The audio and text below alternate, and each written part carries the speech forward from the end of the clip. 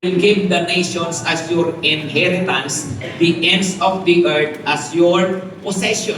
Sabi niya, humingi ka sa akin at ibibigay ko sa iyo ang mga bansa bilang iyong mana at ang dulo ng daigdig bilang iyong pagmamay-ari. Of course, yung verse po na yun ay para sa Panginoong Hesukristo. At ang fulfillment po nun, ultimate fulfillment, ay batang araw pa, no, kapag dumating na muli ang Panginoong Hesukristo. Pero ngayon, na-fulfill po yan, natutupad po yan sa pamamagitan po natin. Sa paano pong paraan? Sa pamamagitan ng pagdadala ng Ebanghelyo, sa pamamagitan ng Great Commission. Kaya nga sabi ng Panginoong Hesukristo, humayo kayo sa lahat ng bansa. Humayo kayo at gawin yung alagad ko lahat ng mga bansa. So yun po, yun po ang mga tao, maging pagmamay-ari ng Panginoong Hesukristo, iba-ibang panig ng mundo, yun po ang contribution po natin dyan. Ang bahagi natin ay sa pamagitan ng seryosong pagtupad ng utos ng Panginoon. Humayo kayo, gawin niyong alagad ko ang mga bansa. At ngayon po, napakahalaga pala na tayo mismo ay mayroong ganung puso. Na ibig pong sabihin, Panginoon, yung mga tao sa paligid ko, gusto ko maging bahagi sila ng iyong kaharian. Amen po ba? Sinasabi natin, of course, ang Panginoong Jesus, ang ating hari. At pinag-uusapan natin, andito po tayo dahil po sa kanyang kaharian. Maganda magkaroon po tayo ng puso na yung mga tao sa paligid natin, gustuhin natin maging bahagi sila ng kaharian ng Panginoon. At tingin ko po, lalo na tayo ng mga Pilipino, lalo na ang laya-laya po natin dito, di ba po? Tapos, alam din naman natin yung nangyayari sa ating bansa at ang mga kung ano-ano na mga problema ng bansa, mukhang dapat po talaga tayo po ang sumeryoso na talagang ang mga Pilipino maging alagad na totoo ng Panginoon. Amen? Kaya nga, hindi po tayo dapat po manatili ng consumer lang. Andito ka sa Pilipinas, pero consumer ka lang dito. Hindi dapat. Dapat ikaw ay conqueror din. Amen? Mga kapatid.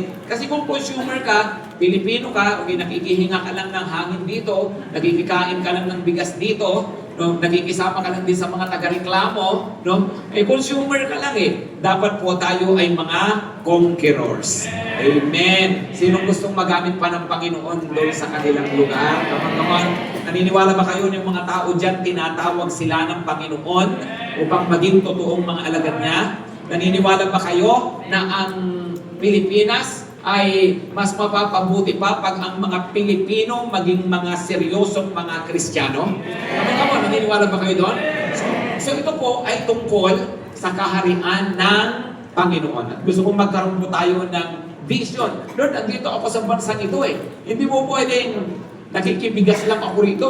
Diba? Hindi mo pwedeng andito lang ako.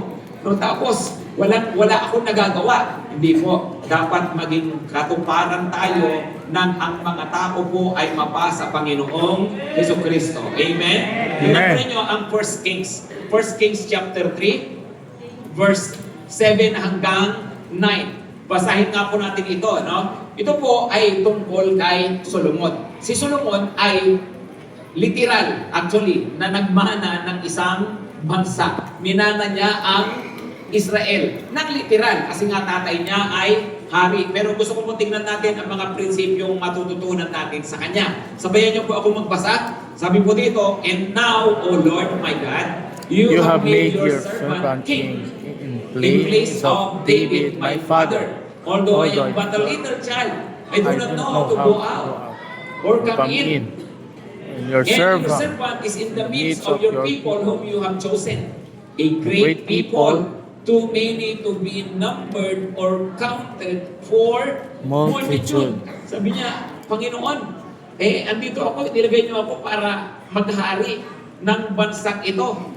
Ang bata ko pa, hindi ko alam kung ano ang gagawin ko. Tapos, tuloy natin, verse 9. Ibasa ng malakas. Give your servant therefore an understanding mind to govern your people, that I may discern between good and evil. For who is able to govern this, your great people? Ano po ang kanyang panalangin? Panginoon, inilagay mo ako sa mga taong ito. bigyan mo ako ng karunungan para alam kong pamahalaan ang inyong bayan. Alam niyo po, dalawang bagay lang ang magandang pag-usapan natin dito. Sino po ang gusto ninyo na magpalawak pa ng kaharian ng Panginoon? Amen. Sa lugar sa bansang ito. Come on, no? Na tayo po kasamang tagapagmana. Amen po ba, mga kapatid? So number one, kailangan natin talaga heart for people. Pagkasabi ng malakas, heart for people. Heart for people. Si Solomon, kaya nag-pray ng ganyan kasi meron siyang heart for his people. Di ba? In the first place, ba't siya bigyan mo ako ng karunungan? Bakit? Kasi alang-alang sa mga taong ito na ibinigay nyo sa akin, na pinagkatiwala nyo sa akin. Unang-una po na dapat mayroon po tayo bilang mananampalataya. Hindi pinag-uusapan dito, pastor. Hindi pinag-uusapan dito, leader. Lahat ng mananampalataya, mahalagang katangian, mayroon tayong puso para sa mga tao. No, ibig sabihin, you love people. Pakisabi ng malakas, I love people. I love people. Ito ba? Kamon, pakisabi, I love people. I love people. O, di ba? Ang sabi ng Panginoong Jesus, Mark 12 verse 31. Di ba tinanong siya, ano ang pinakamahalagang utos? Di ba? Unang sagot, siyempre, given na yan. Ang verse 30, ang sabi niya ay, mahalin mo ang Panginoong mong Diyos. Di ba? Love the Lord your God with all your heart, with all your soul, with all your mind, with all your strength. Pero, pangalawa, ano rin yung pangalawa? Pakibasa po ng malakas. You shall love your neighbor as yourself. There is no commandment greater than this. Okay, ano raw po? And you shall love your neighbor as yourself. Self. Alam niyo po, Old Testament at lalo na po sa New Testament, ang talagang itinuturo po sa atin ng Panginoon ay pagmamahal sa kapwa. Pagkakaroon ng puso sa kapwa. Hindi po pwede, magpapastor ako tapos wala talagang puso sa kapwa. Hindi pwedeng may vision ako, gusto ko lumago ang church. Gusto ko magkaroon ng cell group. Gusto ko magkaroon ng 12. Pero hindi nanggagaling sa puso sa kapwa. Naku, ang labo nun mga kapatid. Baka ego lang yan. Baka pang sarili lang yan. Nag-uumpisa to dapat saan? Sa puso sa kapwa. I don't know kung narinig nyo na to sa akin dati, pero meron daw pong tatlong classification ng tao. No? According to sociologists, meron daw tatlong klase ng tao sa buhay po natin. Pagipakita nga, 3 kinds of people daw.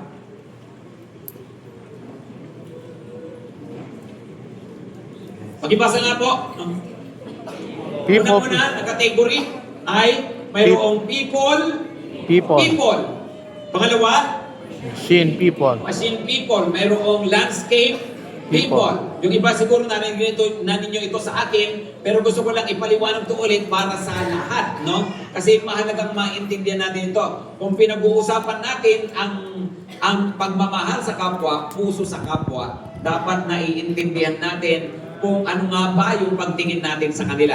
Pag sinabing people, ito yung mga talagang itinuturing mong taong-tao. Tingnan nyo nga yung katabi nyo kung mukhang taong-tao. Amen.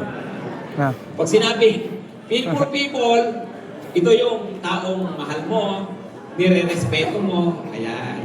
Sinasaalang-alang mo lagi. Ako mukha ba akong Hindi ka tao? basta magsasalita ng kung ano.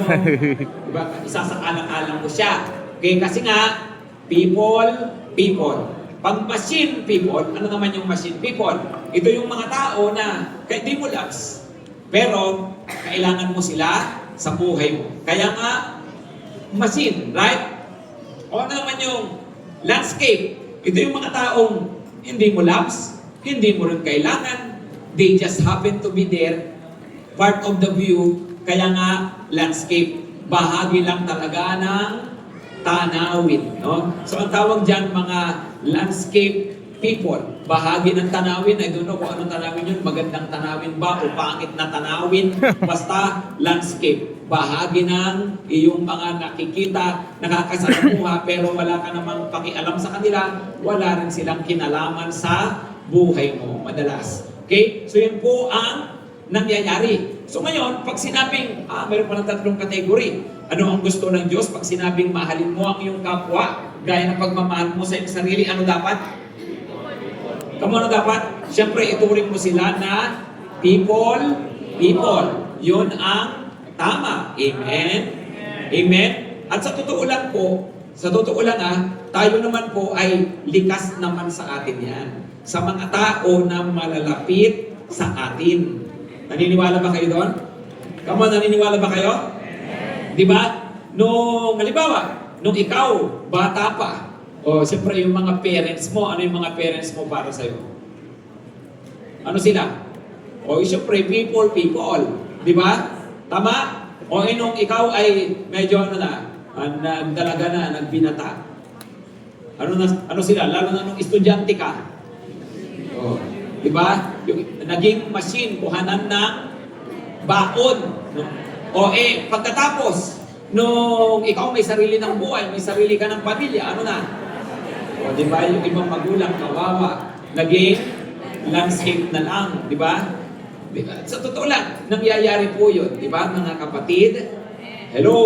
Amen. Right? Diba? Kaya nga, yun po ang karaniwan na nangyayari. Ibig sabihin, ito pala, nangyayari sa atin, hindi lamang sa mga tao, na mga walang kinalaman sa atin, kundi, sabi ko mas madalas lang sa kanila, pero nangyayari rin sa atin, sa mga tao na mga mismong malalapit sa atin. Ibig sabihin, ang galing pala natin talaga na mang-demote, no? Ibig sabihin, ito na sila, tapos nadidimot pa. Right? Yung asawa, bandang huli, yung asawa, di ba? Pwedeng people, naging machine, minsan hindi na landscape, doormat na lang, sabi nila. Di ba? So, kasi nga, Aray mo. ano ba? Ang galing natin mang-demote Di ba? Na kapag tayo na inis, kapag tayo nagalit, o kapag tayo naging pamilyar, nadidimot, no? At ganun din, nangyayari yan sa iba-ibang mga relationship. Kahit sa church, actually. Kahit sa church. Pwede bang, halimbawa, titingin ako sa church. So, ano ang tingin ko sa mga tao? Ito ba, tingin ko sa mga tao ito, mga people, o mga machine people? Kasi, bilang pastor, kailangan ko sila para nang sa ganon, mayroong mag-lead ng cell group, gano'n ba? O para nang sa ganon, mayroong maupo doon sa upuan, kawawa yung upuan para makatikim siya ng puwet. Doon gano'n ba yun? Pag gano'n lang tingin, mukot ikaw, pwede ako nagpapastor, landscape lang pala ang gusto ko. Right? Pwedeng naglilid ako, pero machine lang talaga ang gusto ko. Right? Pwede ba yun? Diba? Kaya nga sabi ng Panginoon, dapat ay itamahalin natin ang kapwa kagaya ng pagmamahal natin sa mga sarili natin. So kung sila nadidimot, alam nyo ang dapat gawin na pwede rin palang i-promote. Amen? Amen. Pwedeng kung mukhang yung asawa ko ngayon, durmat na lang no? O ibalik nyo po sa dati, ha? No? Ibalik po natin, gawin natin tagalaba, at least machine. O at least na-promote ng konti, di ba? Ibalik nyo po sa people. Amen ba? Yung mga magulang, ha? Ibalik sa people. Yung mga disciple mo, ha? Baka mamaya parang machine na lang yung mga yan sa'yo, no? Kasi parang may pang-report ka, gano'n, no? Parang may binibilang ka. Hindi, ibalik mo sila sa people. Yung mga ka-churchmate, yung mga kapatiran. Amen? Yung mga usher, parang may tagabukas ng pintuan. Gano'n na lang ba sila, no? Hindi, no? Dapat po ay people. Pakisabi ng malakas, people. Kinig na ng katabi, pakisabihan, sige na nga, love you na nga. Sige na nga, love you na nga. With the love of the Lord. With the love of the Lord. Kasi nga po, yun ang calling natin. Di ba? We need to have right heart. Pakisabi ng malakas, right heart. Right heart. Kailangan natin ng tamang puso sa mga tao. Kaya nga, di ba, sabi nga po nila, may mga leader nga raw, they love the crowds, but they do not love individuals. That can happen. You love the crowds, but you do not love individuals. Halimbawa sa pastor, gusto ko ng kongregasyon. Pero, pagdating sa isang tao, parang wala akong gaanong pagpuso para sa kanila. Ay, mali po yun. Hindi ganon ang pagkatawag po natin. Na tayo tinawag para magmahal ng ating kapwa. Amen? Ayun po. Okay, sabi ng malakas, heart Lakas for ng amen doon, Pagkitignan nyo katabi, pag-isipan, promote mo na. Promote mo na. Okay? Huwag pong manatili sila sa level na yon. Itaas natin sila ng level. Okay po ba, mga kapatid? Okay? So we need to have heart for People. people. At huwag silang manatili lamang sa kung ano yung karaniwan na pagtingin natin na hindi pasok doon po sa sabi ng Diyos, mahalin ang kapwa gaya ng pagmamahal sa sarili. Ngayon, kung ganun po, ay mayroon pong dalawang bagay na dapat ma-develop sa atin. Number one, develop heart for one. Pag-isabi ng malakas, heart for one. Heart for one. Unang-una po ay matuto raw tayong magmahal ng isa. Pag hindi na niya katabi, isa-isa lang. Oh, isa-isa lang ha. Baka mamaya ha. Ano tayo maapunta doon? Isa-isa lang ha. Pero hindi nga. Yung nga, kagaya nga ng sabi ko kanina, madaling magmahal ng crowd. Di ba? Madaling, I love the church. Yeah, di ba? Pero do I love every member of the church? Di ba? Di ba usapan niya, mga kapatid? Right? I love my ministry. Yeah, you love the ministry, pero mahal mo ba yung mga tao na mini-ministeran mo? Mahal ko ang cell group ko.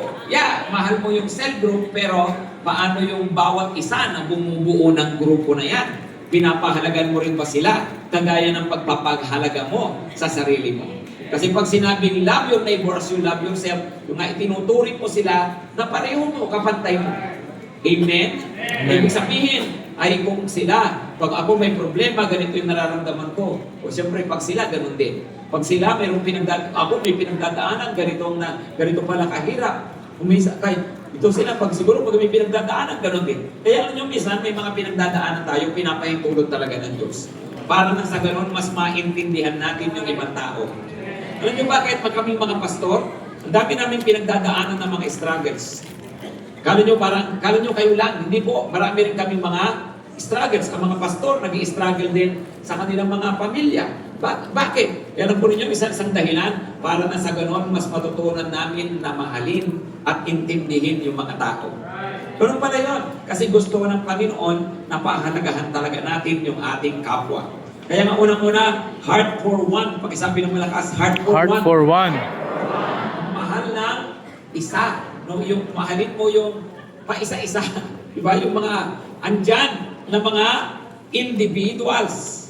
Sabi ni Lord, di ba? Sino sa inyo? Di ba meron kayong nagbawa? 100 tupa na wala ang isa. Ano ang gagawin daw?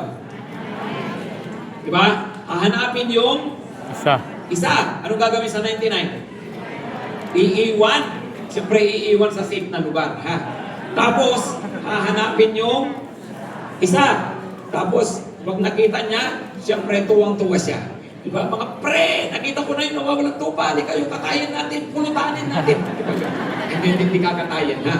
Ibig sabihin, ba't niya hinanap? Kasi mahalaga yung isa. Hindi katuwiran yung, di ba, may 99 pa naman. Di ba? Pag may ikaw, may 3 anak na wala yung isa, di ba, may 2 pa naman. Hindi pwede gano'n, di ba? So, kahit pasabihin, nag-iisa yan, napakahalaga yan. Ganon si Lord. Amen? O mga kapatid ha, mapa-leader, mapa-pastor, mapa-member, pakinggan natin mabuti ito ha. Alam nyo kasi, tayo, kaya minsan, walang gaanong nangyayari sa pag-abot natin sa mga tao. Alam nyo ang problema natin, ang hilig natin sa 99. Hindi tayo mahilig sa isa. Bakit? Kung worship leader ka, di ba, ang sarap naman. Ang sarap, siyempre magpakanta ng 99. Tama? Hello, tama ba? Pag pahinanap mo yung isa, kakanta ba kayo? Siyempre, hindi naman tama ba? Di ba? O pag ikaw nagpipreach, pastor ka, siyempre, masarap mag-preach sa 99. Di ba? Kaysa hanapin mo pa yung isa. Di ba kahit yung anumang mga ministry ninyo, masarap sa 99. Mas masaya, mas malamig pa. Di ba? Yung isa, hindi mo alam kung saan impyerno mo hahanapin. Minsan, mainit pa. Tama? O di ba? Yung isang tao na hinanap mo, Siyempre, pag yun, pag 99 may palakpakan, yung isa ba may palakpakan?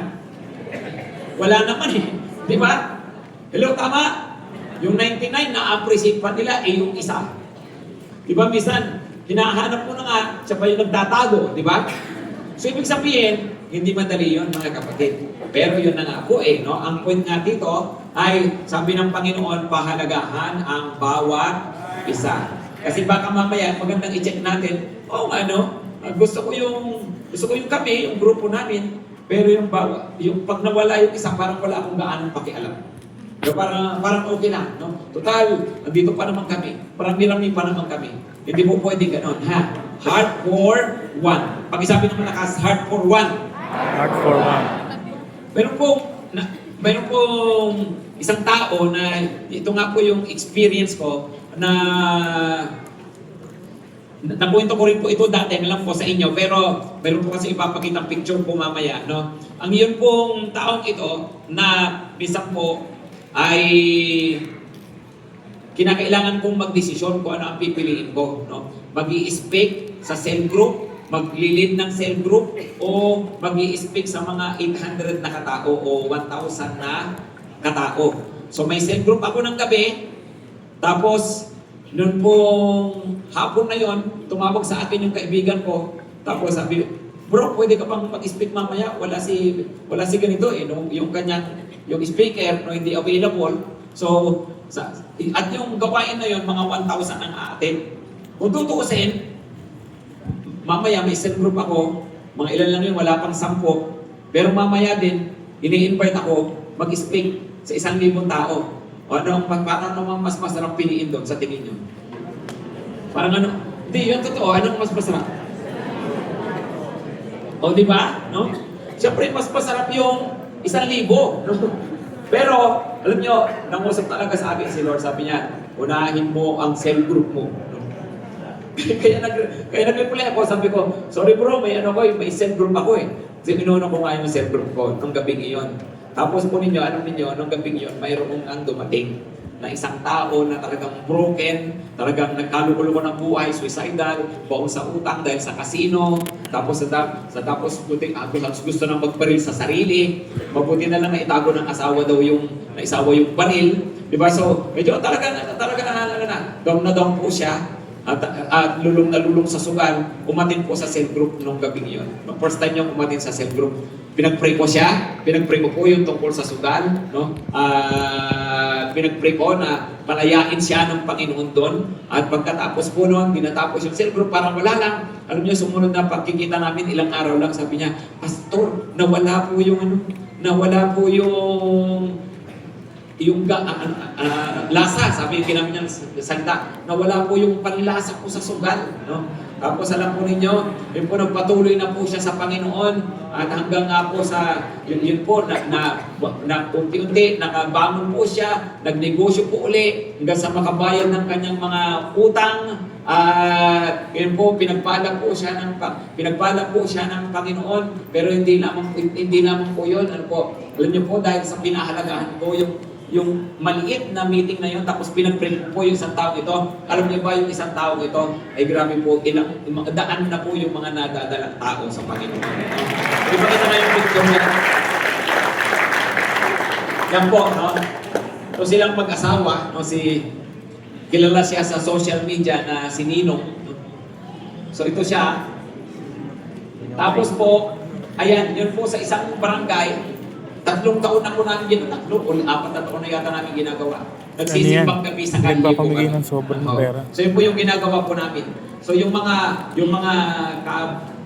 kabarangay, ang dami pong mga taga-kabarangay nila nag-church na po sa amin, no? Pati mga barangay officials, tapos po yung mga tao niya sa kumpanya, mga malalapit niya mga kaibigan, mga nag-church po sa amin, no? At ito po yung naging bunga, at hindi lamang po yun po iba pang mga tao na mga kakilala po nila, ang dami po nilang nadadala ng silang mag-asawa po, ang dami pong nadadala ng mga tao po sa amin, no? Imagine, saan lang po nanggaling yun? Basta po, mayroong isang tao na dumating dyan, Ipinag-pray, ministeran, tapos di mo alam, ay mayroon palang matinding plano ang Panginoon sa pamagitan ng tao na yan. Amen, mga kapatid. So, ganun po pala yun, ha? Of course, hindi yun ang intention ko. No, hindi yun ang intention ko dahil hindi ko naman nakikita yun. Hindi ko alam yun na ganyan mangyayari ganyan. Basta ang alam ko, may isang tao na napahalagahan at nauna, ayun pala, mayroon palang plano ang Diyos. Amen po ba mga kapatid? Madalas naman, kahit naman sa Bible, di ba? Ganun po. Si Apostol Pablo, kung tutuusin, nag-iisa lang naman siya. Bandang huli, siya po pala ang gagamitin ng Panginoon ng matindi. Amen? At gagamitin pa yan at pwede pang maging blessing yan sa iyo sa iba-ibang paraan din. Amen po ba? No? Amen. So, ganun po pala. Pag tayo nagpapahalaga sa mga individuals, pwedeng magbunga ito ng mas marami pang mga tao na madadala po natin sa Panginoon. Actually po, isa pa na bonus po dyan, no, na hindi ko rin naman alam po ito, siyempre, noon, pero ito pong taong ito, nagnegosyo nga po siya. Binless nga po ng Panginoon yung kanyang negosyo, at hanggang nga po sa bandang huli, dahil nga po sa laki ng pagtanaw niya ng utang na loob at pagmamahal po niya sa amin, bandang huli, tinulungan nga po kami magkaroon ng sarili naming negosyo. Kaya nga po, meron nga po kaming mga clinic nga po ngayon ng aesthetics dahil po yun sa kanila. Ano po? Sila po ay, ito po actually, sila po yung ginamit po ng Panginoon. Alam niyo naman yun, sinasabi ko naman yun sa inyo, di ba? So, yun nga po, yung business namin na tungkol na parang kay Belo nga, habang may kapangitan, may pagkakakitaan, no? So, yun po yung kapangitan po, kabuhayan po. Your ugliness is my business. So, yun po yun, no? Sila. So, ako hindi mo po alam yun at wala ko na intensyon, no? Pero, ang dami pa ng mga, pwedeng mga mangyayari pa, no, kapag tayo po pala marunong magpahalaga sa isang tao. Amen, mga kapatid? Hello, amen po? No? So, have a heart for one. Pakisabi ng malakas, heart for one. Heart for one. Tapos pangalawa po, heart for few. No? Heart for few. Magpahalaga sa konti. No? Alam niyo, yan ang problema. Kasi yung iba, pag pinag-uusapan ang ministry, gusto marami. Wala namang masama doon, di ba? Pero, alam niyo po, ang marami, pinagsama-samang konti. Di ba? Marami po pinagsama-sama na isa-isa. Right? So dapat meron kang puso sa isa. Gusto mong mag-grow yung church, pero wala tayong puso sa isang tao, sa ilang tao. Right? Kaya gusto natin malaking congregation, crowd. Pero paano yung cell group? Again, babalik ko tayo dun sa sabi ko po kanina na mas masaya nga kasi sa congregation. Pero sa cell group, kukunti lang kasi tao dyan. Right? Pero yung mga nagpapahalaga sa kaunting tao, yung mga nagpapahalaga sa kanilang mga cell group, yun, alam po ninyo, yun po ang mas nagiging mas mabunga bandang huli. Bakit? Kasi po, yung mga tao na yan, na mga pagunti-kunti, nadadala natin sa Panginoon, bandang huli pala, sila po yung po pwedeng magamit din ng Panginoon. Para makapagdala pa ng maraming kaluluwa sa Kanya. Amen. Mga kapatid, sa pag-umpisa ng taong ito, nire-review ko po kayo sa mga values po natin at pinapaalala ko sa inyo na nawa itong taon na to at please lang po, huwag nyo nang antayin ang February, January pa lang, utang na loob, asikasuhin yung mabuti ang cell group ninyo. Ha? No? Baka mamaya, ay, kumusta cell group mo? Christmas break, pastor, kaya nakapakasyon kami. Hindi kami nag-meet. Ha? Matatapos na ang January Christmas break pa rin? No? Teka muna, baka matuluyan na yan. Di po, alalahanin ang cell groups at galingan pagdating sa cell group. Amen? Amen. Amen po? No, kaya Amen. tingnan nyo, ang Panginoong Jesus, si Jesus ba, importante sa kanya ang konti? Come on. Yes. Importante ba sa kanya? Yes. Di ba, tingnan nyo po si Lord. Di ba? Ang mga pinakamatitinding himala ni Jesus, alam nyo ba kung kailan niya ginawa? Pagkakunti ang tao. Ano ang imala niyang ginawa nung maraming tao? Nagpakain ng 5,000 sa pamagitan ng ilang pirasong tinapay. O matindi yun. Tama? Pero kailan siya lumakad sa tubig? Nakita ba yun ng napakaraming tao? No. Ang nakakita, yung 12 disciples lang. Amen? Amen. O nung siya ay nagbagong anyo at nakausap niya si Moses saka si Elijah, kailan po nangyari yun? Ilang tao nakasaksi? No. 3 lang. Ibig sabihin si Lord, mukhang habang mas kumukunti, mas ginagalingan. Ay yung iba kasi dito, gagalingan po lang. Saka po nagagalingan, pastor, pag marami na kami. Diba? Paghahanda na ako mabuti ng preaching ko. Gagalingan po ng paghahanda ng message pag marami na kami. Diba? E, teka muna kapatid, ngayong palang galingan mo na. Si Jesus nga, baligtad eh. Habang mas konti, mas ginagalingan. Right? Yung iba, ang cell group ko kasi pastor, 3 pa lang kami. So ano lang, kaya di ako mag-prepare, di ako mag-pray. Basta chika-chika lang kami dyan. No? Tapos pray, ganyan. No? E, teka kapatid, yung 3 yan, galingan mo na. Tapos, gagawin ng Panginoon yan, dadagdagan pa yan ng ibang mga kaluluwa. Right? Amen. Kasi minsan, ang problema natin, parang akala natin pag konti, dapat pwede na putyo-putyo lang. Pwede na para kahit ano lang dyan. Hindi po. Mas konti, mas ginagalingan ni Lord. Kahit sa mga turo niya, pag nagtuturo siya sa napakaraming tao, paano siya magturo? Di ba? Puro parables, right? Hello, tama po ba? Amen. Yung mga pinakamalalalim niyang turo, kanino niya tinuro? Doon sa kanyang 12 disciples lang. Amen. Amen. Come on. Sino po ang gagalingan sa cell group? Amen. O yung mga sino ang sasama sa cell group talaga? Amen. Sino ang seseryosohin ang small groups? Amen. O, di ba? Hardcore, few. Pangalawa ay mind. Mind for welfare. Itong si Solomon, nag-pray siya. No, sabi niya, Lord, alang-alang sa mga tao nito. Because that's hard for people, pero give me an understanding mind. Bigyan mo ako ng talino, bigyan mo ako ng karunungan. Bakit? Kasi nga po iniisip niya, kapakanan ng mga tao. That's mind for welfare. Ngayon, pag sabi po ng malakas, welfare. Welfare.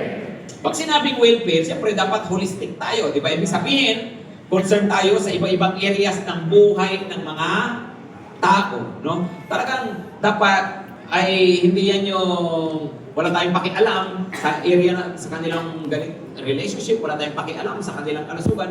Mali yun. No? Talagang dapat ay holistic. Ibig sabihin, concern tayo sa pangkalahatan na kapakanan ng isang tao. Pero, ang gusto rin po ang gusto ko pong tutukan po natin ngayon ay yun pong kanilang spiritual welfare. No? Tutukan, sabi ko po, hindi ko po sinabing hindi mahalaga yung iba. Kasi po, para sa Panginoon, napakahalaga na pangalagaan natin ang spiritual life ng mga tao. Tingnan nyo nga po ang Philippians 2:19 to 21. Philippians 2:19 hanggang 21. Ano po ang sabi dyan? I hope in the Lord Jesus to Sabi po, pag-ibasa ng malakas, no? I hope in the Lord Jesus to send Timothy to you soon, so that I too may be cheered by news of you. For I have no one like him who will be genuinely concerned for your welfare. For they all seek their own interests, not those of Jesus Christ. Ano raw? Sabi ni Apostol Pablo, si Timothy kakaiba sa lahat. Bakit? He seeks not his own welfare, but your welfare. And because your welfare is the interest of Jesus Christ. Ano raw ang mahalaga sa Panginoon? Ang mahalaga sa Panginoong Hesus, kapakanan ng kanyang mga anak. At kung mahalaga sa iyo ang kapakanan ng iyong kapwa mananampalataya, ibig sabihin, kapuso mo si Jesus. Amen. Kaya nga po, we seek the welfare of God's people. Amen po? Amen. Ngayon, para kay Solomon, paano kung gagawin ito? Para sa kanya, sabi niya, Lord, bigyan mo ako ng karunungan to govern well, to govern your people. Para ko bang pamamahalaan ang inyong mga anak, ang inyong bayan na ito, para nang sa ganun, para sila ay mapabuti. Tingnan niyo po ang Titus 1 verse 5. Titus 1 verse 5. Pakibasa po ng malakas ulit. Sabi dito, the reason I left you in Crete was that you might put in order what was left unfinished and appoint elders in every town as I directed you. Ano raw? Ano raw po ang assignment niya? Kay Titus? Put in order. Ilagay sa ayos. Pag tinignan po katabi, pag isabihan, umayos ka, bebe. Mais ka, bebe. Gusto ng Panginoon, mag-ayos daw talaga tayo, right? Ayusin ang church, ayusin yung ministry. Amen? So, ibig sabihin, ganun pala yun. No? So, pag sinabing, Lord, gusto kong mapabuti kasi yung aking mga kababayan, sabi ni Solomon. Pero sa paanong paraan? Gusto ko silang mapamahalaan ng maayos. Gusto kong iayos yung aking pamamahala sa buhay ng mga taong ito. Yun po ang kinakailangan pala na mangyari. Ngayon, speaking of good governance para sa welfare ng tao, merong tatlong bagay na mahalaga pong ipaalala ko ulit sa inyo ngayon. Ano po? Ito po, tatlong bagay mahalaga sa good governance. Number one, importante po talaga may system. Importante may standard po muna. Pangalawa po, importante may system. Pangatlo po, importante mayroong Structure. structure. Okay, pakinggan natin mabuti po ito Pakinggan natin mabuti po. Mayroong nagtanong sa akin, sabi ay, Pastor, lahat naman yung ibang church din naman, may system, may standard, may structure. Bakit wala naman nangyayari sa iba? No? Bakit ganun pa rin? Ang sagot ko, ganito. Kasi kung paano ang tricycle, meron din namang system yan, meron din namang standard yan. Siyempre, may standard ang tricycle, dapat 3 ang gulong, di ba? Tricycle yan, no? Tapos, siyempre may structure din yan. Tama po ba? Right? May bisikleta, may motorsiklo, tapos mayroong sidecar. O mayroon din naman Kaya lang, ang bus din, meron din namang system, meron din namang structure, meron din namang standard. O pareho sila, di ba? Kaya lang, alin po ang mas maraming nahahakot na tao? Yung bus o yung tricycle? O di ba? Kaya nga, ibig sabihin, pare-pareho may system pero mayroong better systems. Pare-pareho may standard pero pwedeng mayroong better standards. Pare-pareho may structure pero meron din palang mga better structures. Amen, mga kapatid? Of course, singin ko muna to Pinag-uusapan kasi natin dito yung part natin. Pero pinakamahalaga siyempre yung part ng Lord. Yun pong Spirit. Amen. So, isingin ko muna to baka sabihin nyo si Pastor puro puro to, walang lugar si Lord Di po, kahit anong ganda naman ng makina mo kung walang gasolina, hindi aandar. Right? Ganon din ang banal na Espiritu. Siya yung gasolina. Pero, kahit na may gasolina, kung wala kang makina, ano mangyari? Sunog ka. Kaya dami mga Kristiyano sunog Di ba? Kasi puro sila apoy, puro gana, puro, di ba? Pero minsan hindi alam kung ano ang gagawin.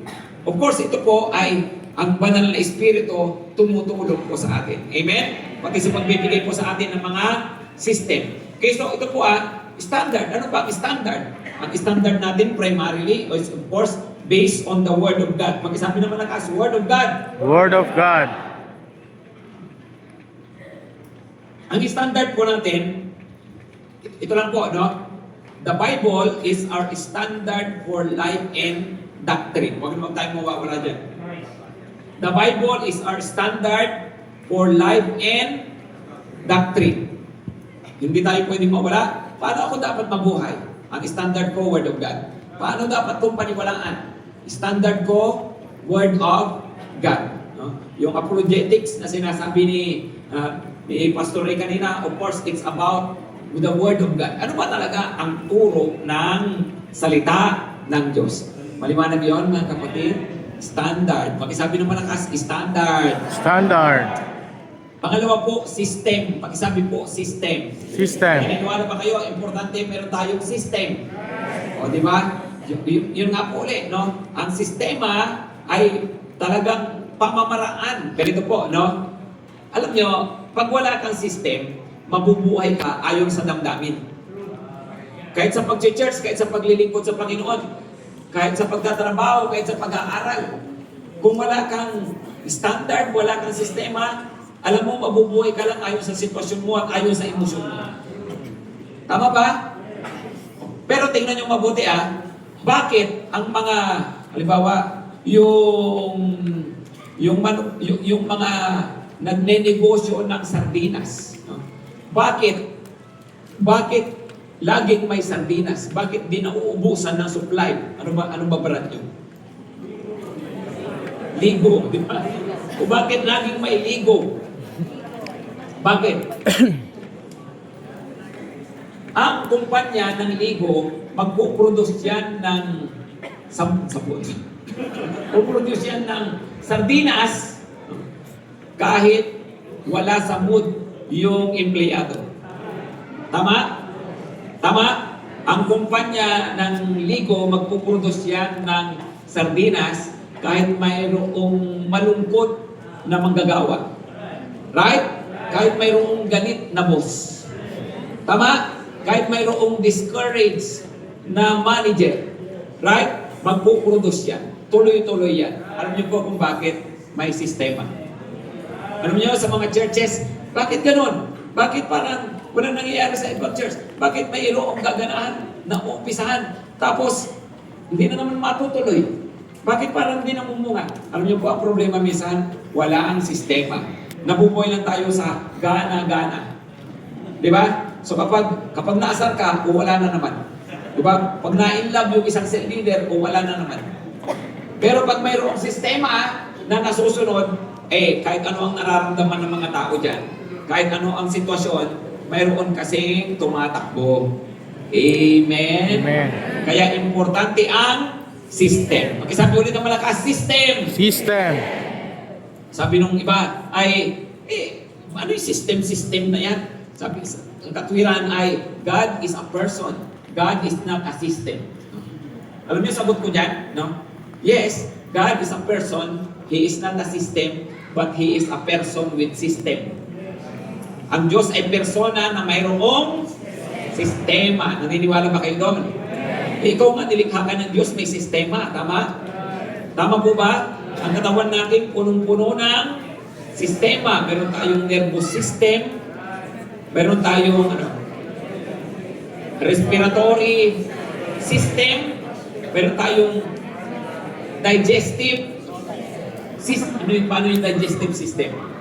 Pasok mo rito, tunamin mo rito, labas mo rito. Ano kaya kung trip-trip lang tayo? Kanya-kanya na lang tayo, di ba? Walang sistema. Dito mo ipasok. Dito mo ilabas. Sabihin mo sa katabi mo, mabuti na lang may system. Buti na lang may system. Amen?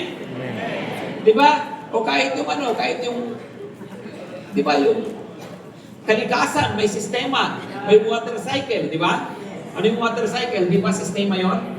Ano nangyayari? Evaporation. Tapos, condensation. Tapos, rainization. Di ba? Precipitation. O di ba? Sistema yon, tama? Tama? Ano kaya kung trip-trip lang din yan? Yung evaporation parang ulan umaakyat. Diba? Tapos mauipon, tapos bababa lang na parang hamog. O mas mahirap yata yung umaakyat ng papaganon. Tama? Hello?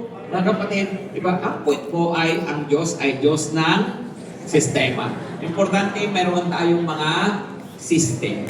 Amen? Amen. Again, nire-remind ko po kayo yun pong ating sistema. Pag ang isang tao nakakilala sa Panginoon, see to it na napapalok natin, nakukonsolidate natin, tapos i-disciple natin, titrain natin yan, tutulungan lumalim sa pananampalataya, tutulungan siyang matutong alagaan yung sarili niyang kaluluwa, tapos tuturuan din siyang mag-alaga ng kaluluwa ng iba. Amen? So ganun po, ganun yung system, no? Tutulungan natin. So, ngayon, tayo ay, kung nga dapat, ito pala, kung ako leader, dapat pala, yung alaga ko, tinutulungan ko siya doon sa sistema. O kung ikaw naman ay wala pa sa sistema, utang na loob, pumasok ka na sa sistema. Amen?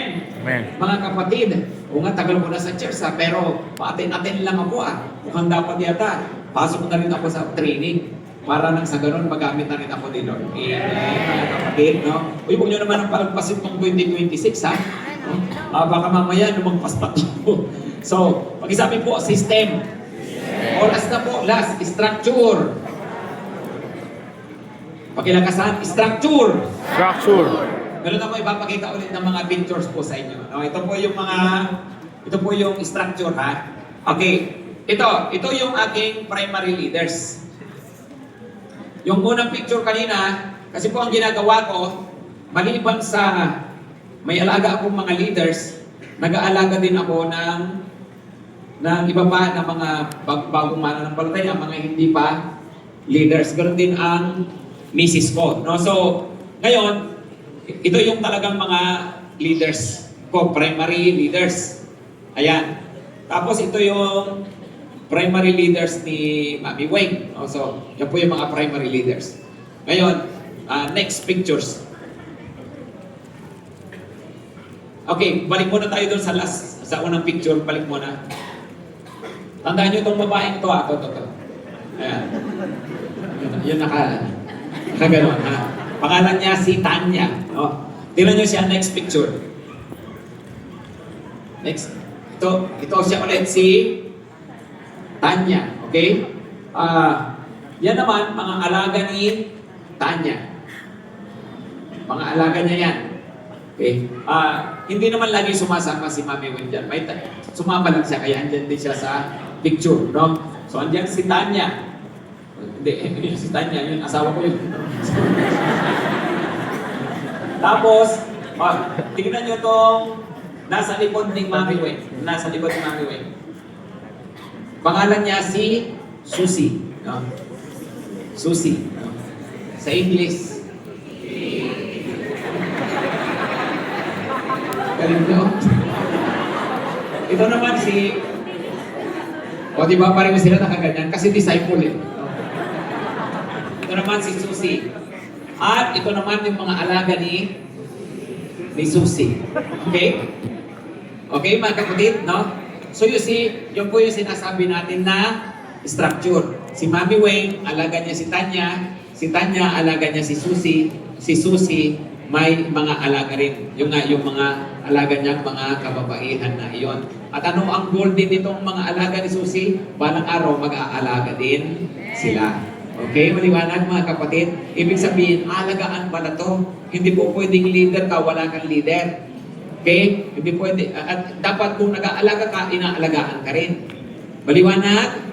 So mayroong structure, kaya hindi dapat nga natatakot kasi mayroong nga nag-aalaga sa'yo. Okay? Hindi mo kaya. Oo nga, hindi nga natin kaya. Pero yun nga, mayroong tumutulong sa'yo. Mayroong nag-aalaga sa'yo. Okay? Ito pa, yung mga susunod na mga pictures, pakita ko lang ito sa inyo. Ito naman, yung mga iba-ibang mga set groups namin sa iba-ibang mga lugar. No? So, yan. Ito, mga cell group ng mga medyo tatay. No? Ito naman yung mga Muslim, mga young pro namin. No? Next picture. Yan, yung mga youth na mga babae. Ito naman yung mga Muslim, mga young pro din na mga kalalakihan. No? At ito po, sila po, yung mga yan ay mayroong mga kanya-kanyang mga leader at yung mga leader nila mayroon ding mayroon ding may hawak sa kanila na leader. And we have mga 200, no? At least 200 na mga ganyan na mga grupo po sa church. At yun pong mga kunting mga taong yan, yun nga po, sila po yung bumubuo ng church po namin. Mga kapatid. Amen! No? Pag-isabi po ng malakas, structure. Structure. Sino po sa inyo, gusto po ninyo na magkaroon pa ng maliliit na grupo sa inyong mga churches? Kapag po tayo, mayo na po tayo lahat, tumayo po tayo. Isang bagay po, ang gusto ko pong ipag-pray ngayon, pag-pray tayo.